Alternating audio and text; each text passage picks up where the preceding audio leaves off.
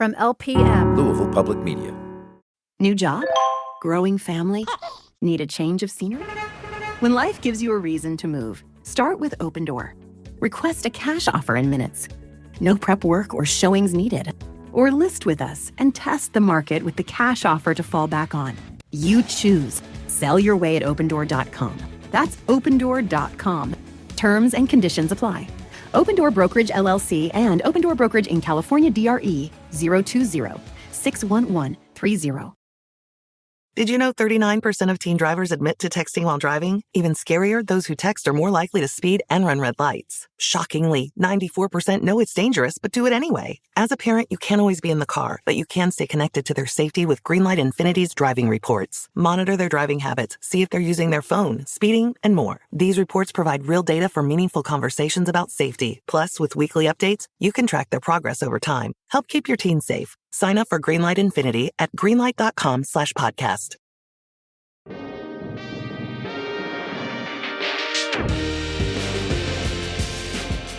Hello, and thanks for tuning in to On Track. I'm your host, Aisha Jaffer. In April of last year, Jefferson County Public Schools cut bus route services to most magnet schools due to a staffing crisis. We're checking in with LPM's own education and learning reporter Jess Clark, working from the Kentucky Center for Investigative Reporting, and state economic analyst Sebastian Martinez Hickey from the State Policy and Research Team at the Economic Policy Institute, all to talk about how these cuts have affected the students, families, and schools themselves, and the bus driver shortage here and across the nation. Jess, Sebastian, thank you both for being here. Thank you.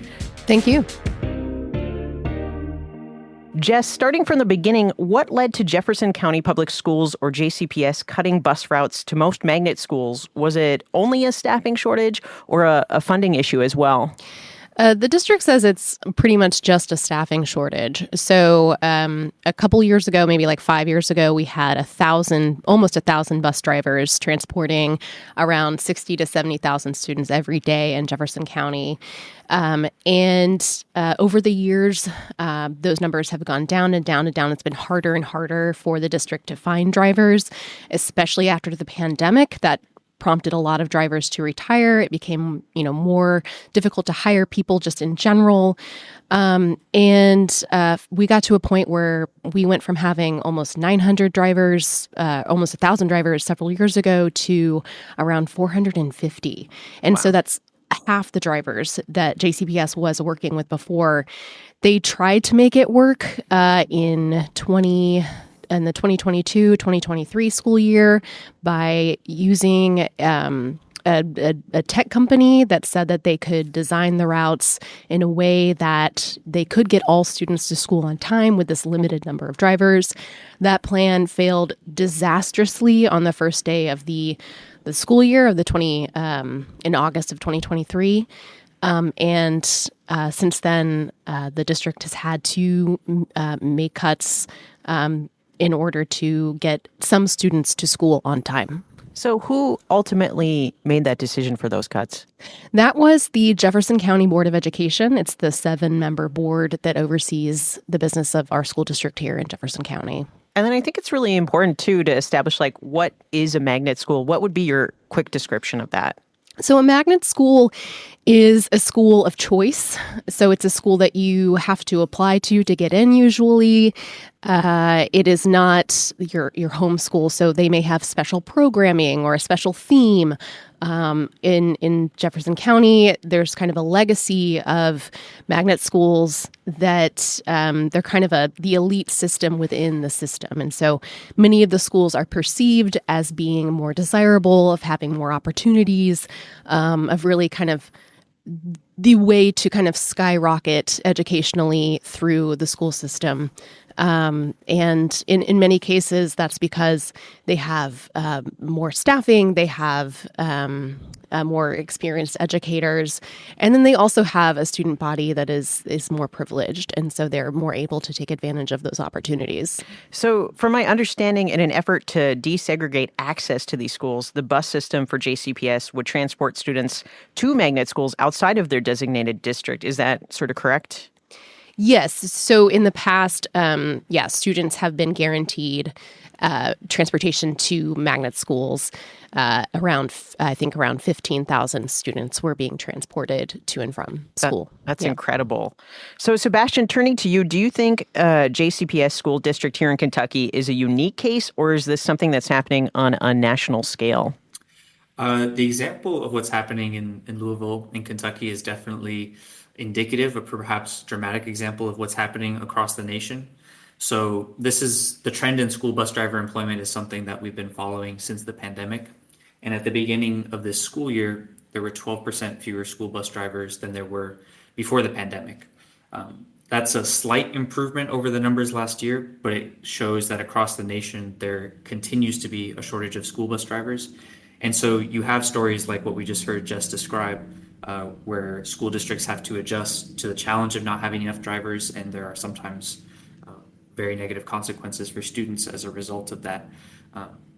Around half of school children rely on bus services, and when there are longer routes, unreliable pickups, or earlier pickups and lower pickups, it can contribute to chronic absenteeism, which is just another challenge for school districts as they try to catch students up from the learning challenges of the pandemic. Right. So that's one of the factors, one of the many factors it seems like that's contributing. You mentioned the 12% figure of fewer bus drivers. Also, I know in your work in 2023, the median school bus driver earned 43% less than the median weekly wage for all workers, and wages seem to continue to fall for this trade. On top of these economic factors and the COVID-19 pandemic, what are other primary causes behind this shortage? Are there particular policies or other after effects from the pandemic that we maybe aren't thinking about?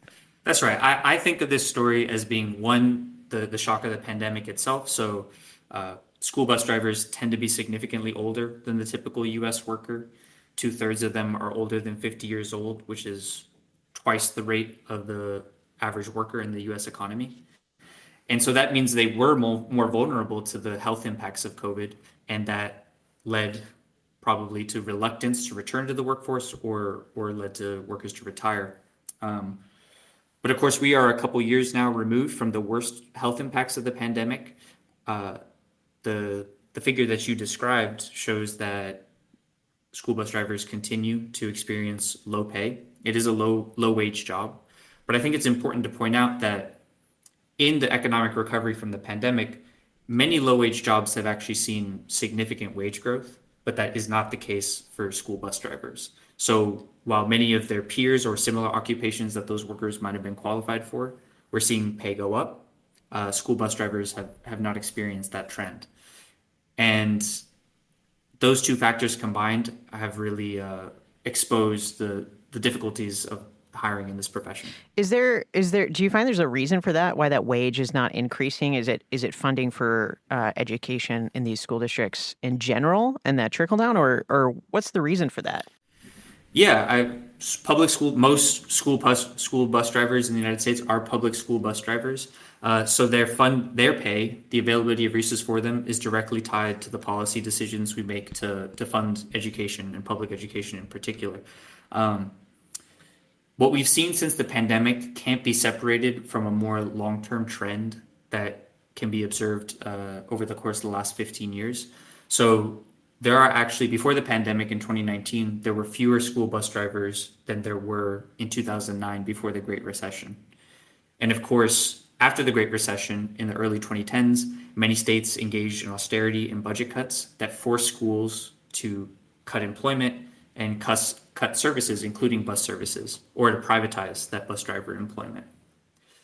So school bus drivers were already, and over the course of between 2009 and 2019, public school enrollment was growing by 1.4 million students.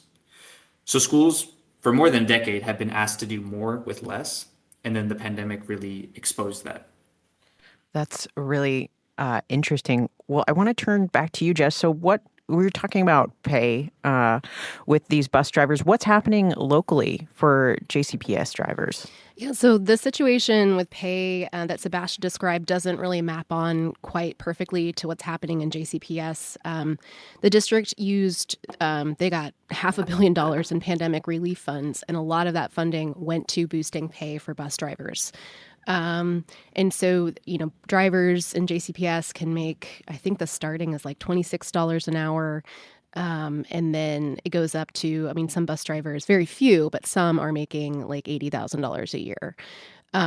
So that's very few. I think the JCPS says the average is around $50,000 a year or something like that. Mm-hmm. So it's not a super low wage job. I think, when you talk to, drivers, of course, are going to, argue that they, want more money. It is a very difficult job. The hours, I think, are a deterrent. It's like a 14-hour day. You start in the morning, you have to do 2 shifts. So you have to do the morning, which usually you have to be at the compound before 5 a.m. Your pickup may be at 5 a.m.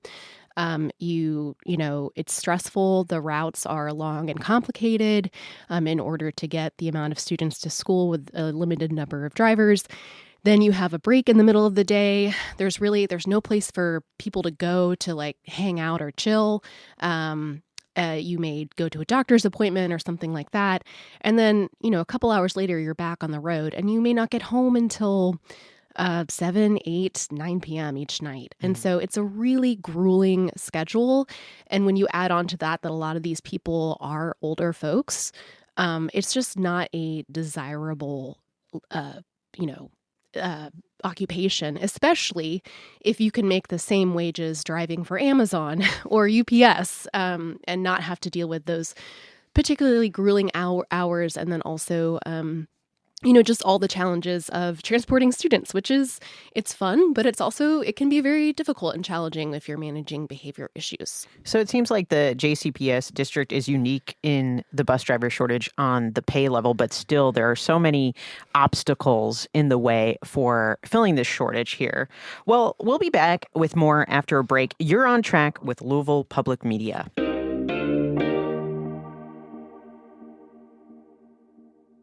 Life can be chaotic. If you're running a retail business, don't let disorganized order fulfillment add to the chaos. Use ShipStation instead. With ShipStation, you never have to worry about shipping and fulfillment again. Whether you're running a business out of your garage or you have multiple warehouses, ShipStation is ideal for every phase of your business's growth. Save time with one login for all your stores and by automating repetitive tasks. Plus, you'll save money with the best shipping rates from global carriers. ShipStation's industry-leading features help you deliver a better customer experience. They'll get accurate and faster shipments along with automated tracking updates with your branding. And with up to 88% off UPS and USPS rates and up to 90% off FedEx rates, ShipStation is the fastest and most affordable way to ship. Calm the chaos. Switch to ShipStation today. Start a free trial at shipstation.com/audio. That's shipstation.com/audio. Did you know 39% of teen drivers admit to texting while driving? Even scarier, those who text are more likely to speed and run red lights. Shockingly, 94% know it's dangerous but do it anyway. As a parent, you can't always be in the car, but you can stay connected to their safety with Greenlight Infinity's driving reports. Monitor their driving habits, see if they're using their phone, speeding, and more. These reports provide real data for meaningful conversations about safety. Plus, with weekly updates, you can track their progress over time. Help keep your teens safe. Sign up for Greenlight Infinity at greenlight.com/podcast.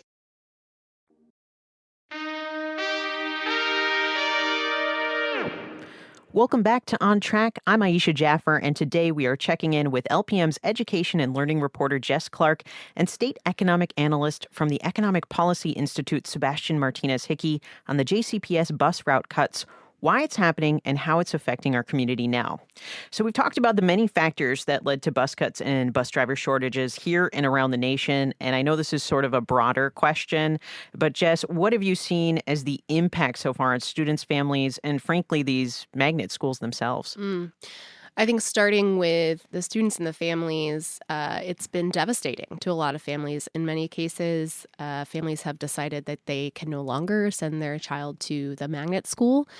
So, you've seen nearly every single JCPS magnet school has seen a drop in enrollment this year. So that tells you that families are making the decision based on the realities that they need to transfer their students to their home school.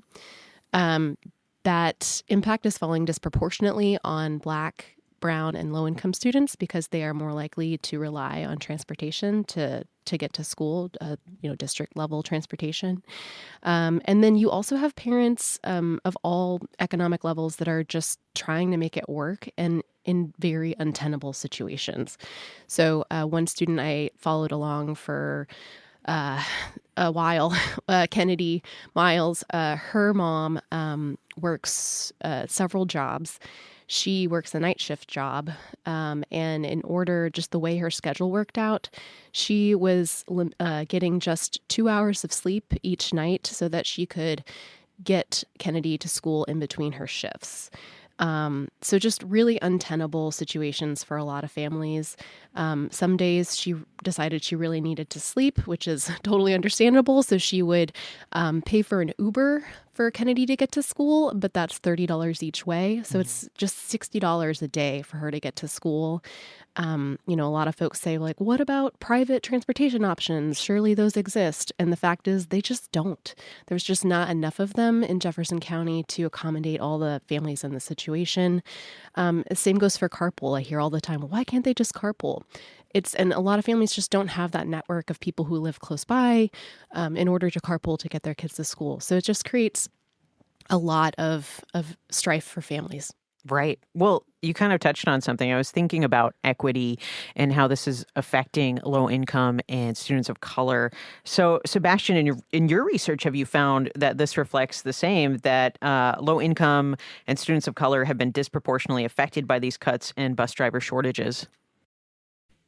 Yes, that's definitely the case. And I think, it's also important to mention that it's not just school bus drivers that are experiencing these shortages. It also affects other key staff like administrative staff, custodial staff, food service workers all have lower employment than they did before the pandemic. And what I think this shows is that these are all essential staff for providing high quality, safe, and nurturing environments. And if we think that public education is a beneficial good to our society, then we need to look into how to reverse these trends, because what we're experiencing now is the slow privatization of different forms of what we used to consider just a basic understanding of what a public education could provide. So it used to be well understood that you should have access to a bus to get to school. But when that's not the case, and it becomes a thing that a family has to figure out for themselves, it's clear that more well-off families are going to be able to adjust to that more successfully than low-income families. So what alternatives or solutions have you seen other school districts try to implement to remedy the issue? And have you seen any successes so far? I don't have specific examples. It's clear that there needs to be a reversal in the trend of school spending. This is an area where the best economic research shows that increasing school spending leads to significantly positive outcomes for students. So one of the best studies from recent years shows that a 10% increase in school spending over 12 years increases graduation rates by 7%. It leads to 10% higher wages for graduates and higher family incomes for those graduates. At the very least, we need to make sure that we are avoiding policies that continue to undermine funding for public schools. Right. And that's sort of what I was thinking about is like, do you think something on that policy level needs to change to help address this crisis more effectively, like legislative action specifically or funding proposals that could have an impact? Yeah, that's really true. I'll point out two things. One is that during the pandemic, the federal government dedicated billions of dollars in funding to elementary and secondary schools mostly to rehire workers out of the pandemic. And that actually was relatively effective. So public school employment has recovered more quickly than private school employment, especially in these support staff that we've been discussing, including bus drivers. But that funding ended at the end of 2024. So continuing that trend is going to require either continued federal action or the states to pick up the slack. And of course, we can't go much further without discussing a trend in education policy that has grown across many states, which are school vouchers. School vouchers provide funding for parents to send their children to go to private school or homeschool them. But more and more evidence shows that vouchers directly harm public schools by redirecting public money and students away from traditional public schools. Jess, have you seen any local policies or like anything being presented as solution? I think I heard something about a policy floating around about splitting up the school districts. Like, how would you think that would maybe affect this issue? So the splitting up JCPS, that's kind of a perennial goal of a number of Republicans in Frankfurt, in our state capital. And, you know, they, for a long time, have been wanting to do something like that. I think skeptics of that, they created a task force to look into restructuring, that's the word they used, JCPS. And a lot of critics say that they're just using the busing crisis as an excuse to promote a cause that they have long wanted to see come to fruition. That task force, nothing really significant happened with it.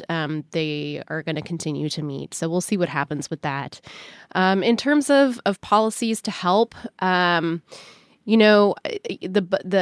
increase in driver pay that has helped, and holding a lot of these, bus driver hiring sprees. The district has been able to hire a lot more drivers doing that. But as Sebastian pointed out, a lot of that was done through federal funding. And that pandemic relief funding expired. So they're not going to have that going forward. So it is a big question mark, at least for me as someone who covers this. How are they going to continue to pay drivers at that increased rate? And what's that going to mean if they can't? So that's a big question. Other policy things, there have been some suggestions to make some changes. An auditor came in and looked at some ways that JCPS could hire more drivers, make it a better job to have. By providing like spaces for them to have like good breaks in between. There's some small things that they can do that this auditor believes would make a big difference. And then also working with the city's transportation system. That is something that, as of this taping, they have not been able to achieve, even though they originally planned to have that in effect in September. And so, we'll see if that pans out. But yeah, working with the city transportation services, that in itself is complicated because the city transportation services are also understaffed, underfunded. Right. And so it's difficult. It's a difficult problem. Yeah. And I was just wondering, just thinking about that, if you combine those two services, do they help each other out in a way, or is there a disadvantage to that? So that is what the city has been arguing. Our mayor, Louisville Mayor Craig Greenberg, has called so TARC had to do some layoffs because they're $40 million they have a $40 million gap in funding. So they had to lay off a bunch of drivers. And Greenberg saw it as an opportunity for those drivers to then go to for JCPS to essentially borrow those drivers instead of them being laid off and work school routes. And so far that hasn't panned out. JCPS says it's because those drivers haven't been able to pass the school bus certification from the state until very recently. And so that plan that was supposed to happen in September is still in the progress of being implemented, which is far too late for many families. So, yeah, I mean, can they help each other? Possibly. Have we seen it work out so far? No. Well, then that leads me to ask you, what would route restoration do at this point? What would the benefits or even the disadvantages be to restoring the service? I think, for families that would get that restoration, it would be huge. I mean, like if Kennedy could get a bus to school, like that would be life-changing for their family. Her mom could get, a full night, maybe close to a full night's sleep every night. They wouldn't have to pay $60 a day to get her to school on days that she, just couldn't do it physically. So it would be huge for the kids that it would help. In terms of drawbacks, I think that any plan that they put forward, just based on kind of the history of the district and the city, is going to be kind of tentative, or like the future of it is going to be uncertain, just because the future of funding and the future of leadership and the future of, what's going on at TARC, it's so complex that any deal that they reach, parents are going to be distrustful. And so even if they do reach some kind of deal to make this happen, you're going to see families who are saying, I just don't trust that. I mean, I'm talking to one mom right now who says, I just don't trust they're going to work it out. So we're not going to do a magnet school next year. So I have a question for both of you. Sebastian, I'll start with you. Where do you think the responsibility lies to resolve this issue? The school district, lawmakers, or the community themselves, or maybe a combination? I think that one of the biggest levers here is the state government. By increasing the overall resources that the state can provide to school districts, I think that can be of a strong benefit to reversing these trends. And overall, as a nation, there's a lot of evidence showing that when the federal government does dedicate more resources to public spending, it leads to significant increases in equity of educational outcomes. Really, I think this is at all levels of government and our communities, rededicating ourselves to investing in public education as a quality resource that all of our children are entitled to. Jess, what do you think? I mean, I agree with Sebastian. I think it's across the board. It's it's a funding issue. It's also, in terms of, if there's going to be enough funding to keep paying drivers more, that's going to take resources allocated by state lawmakers or the federal government. JCPS has been very reliant on its local tax base to fund education here for a very long time, because the state's contribution to education funding here has consistently declined over the years in terms of when you look at inflation. So yeah, it's a funding issue from state and local, or state and federal, and then also, it's a management issue. It's a leadership issue. Local leaders have to be making decisions that are vetted within the community, which does not always happen here. They have to have the right people in the right positions, and so yeah, I think it's across the board. Thank you so much, Jess. Sebastian, thanks so much for joining us today on Track. Thank you. Thank you. Jess Clark is LPM's education and learning reporter out of the Kentucky Center for Investigative Reporting, and Sebastian Martinez Hickey is a state economic analyst from the State Policy and Research Team at the Economic Policy Institute. On Track is a production of Louisville Public Media. The On Track production team includes Michelle Tyreen Johnson, Jacob Munoz, Alex Biscardi, and Laura Ellis. If you're just tuning in and you want to hear the full show, you can find it now at lpm.org, on the LPM app, or in your favorite podcast app. And let's continue the conversation. Is there something you want to hear about? Something that matters to your Kentuckiana experience? Let us know by sending an email to ontrack@lpm.org. I'm Aisha Jaffer, and remember, being kind is free. That's the start of community. Until next time, you're on track with Louisville Public Media.